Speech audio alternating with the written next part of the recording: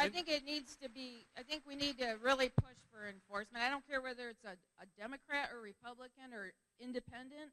If they violate the laws of our country in plain sight, they should be held accountable. And you make a good point about, I get comments about, do I care about the FISA abuse? And of course I do.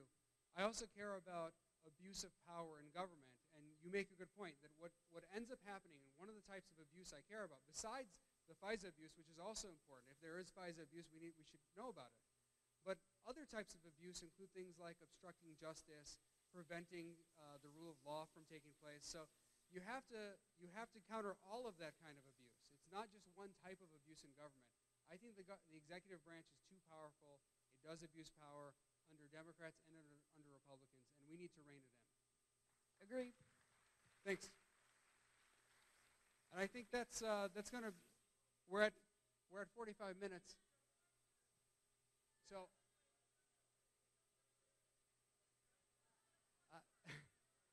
I don't.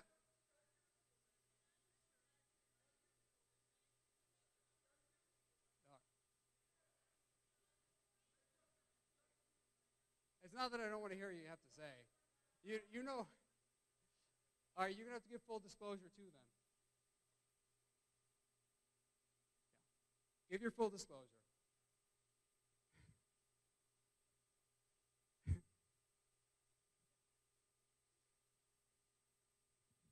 I did run for office, and I'm not anymore.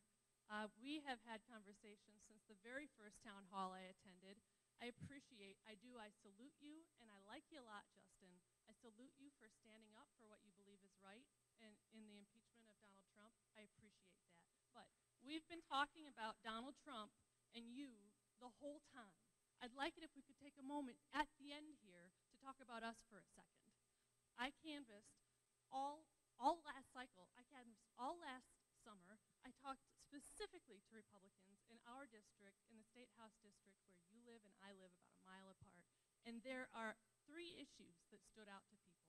I appreciate that you've been talking about nonpartisanship because the issues that affect our lives are the same no matter what side of the aisle we're on.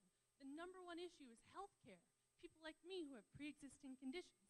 And I hardly get out of bed most days because the health care system has so degraded under this administration. Health care, student debt, and reasonable, fair pay and opportunity for the kids coming out of high school and college right now are dwindling. They're dwindling. You represent us. You're talking about nonpartisanship and working together and getting things done. What are you doing to address those problems that affect our lives the most? Because I haven't heard it. Yeah, I talked earlier about health care, and in fact, I spent a lot of time on the health care issue. Now, ultimately, the party did not go the way I wanted on that.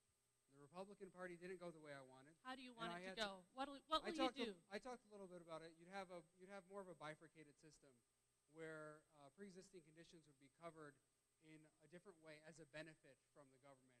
And we'd all be honest and open about it instead of trying to put it into the insurance system where it does actually a lot of damage to the insurance system as a whole and causes rates to go up. I think that's not good for most of the people who live in this district or who live in the country. So I worked hard on that and spent a lot of time, many, many hours on that particular issue. And I know that's an issue you care about. But ultimately, I don't get the say. I don't get to decide what comes to the House floor for a vote. Speaker Ryan decides that and Speaker Pelosi. And we are at their mercy. Will you prioritize that issue? Yeah, it's something, in fact, it's something that we have spent a lot of time on my office. In fact, I spent hours outside of like normal working hours trying to develop a proposal. I appreciate that. What ended up happening is it became clear to me nobody wanted to proceed with this. So I've obviously not spent as much time with it recently because it didn't go anywhere. Nobody wanted to proceed with anything. They sort of just let it go. Student debt, what are you doing for student debt? It's killing people. Well, I don't think that you can resolve the student debt by having the federal government make it go away. It doesn't go away magically. Part of the problem is that students are getting loans very easily now. And when they get loans that easily, they don't make they don't necessarily make the right decisions about what to do with their college experience.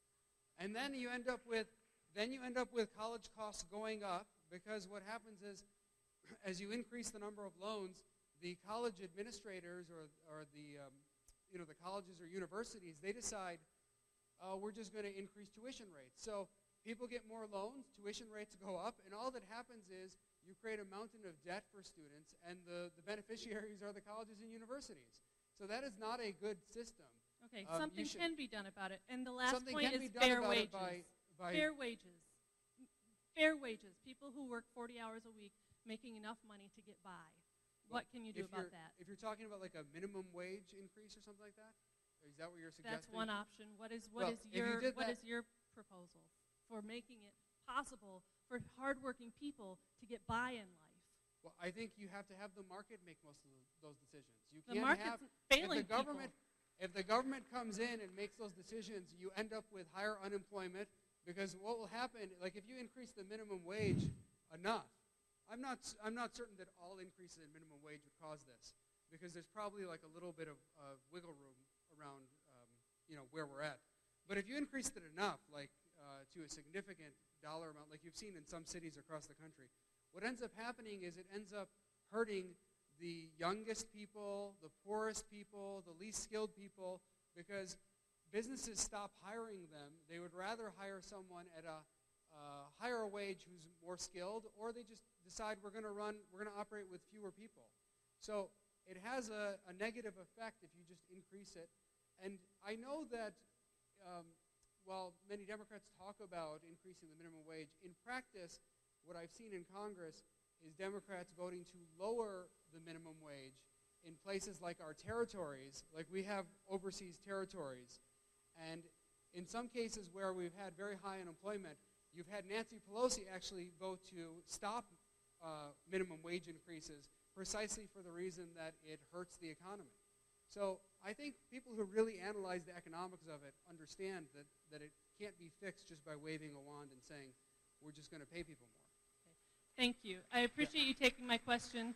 I hope to see you run in 2020, and I wish you the best. And I hope that you give Trump a real run for his money. And again, thank you for standing up and doing the right thing here. And I hope that you come up with a platform that will make our lives better, because we need you. Thank you. I appreciate that. Thanks. And we're about like 45, 50 minutes over, so all right. Who's up? All right. We'll just go a few more minutes. We'll go to that. Who's the guy? I don't see the guy. Okay, that gentleman? We'll go to that gentleman.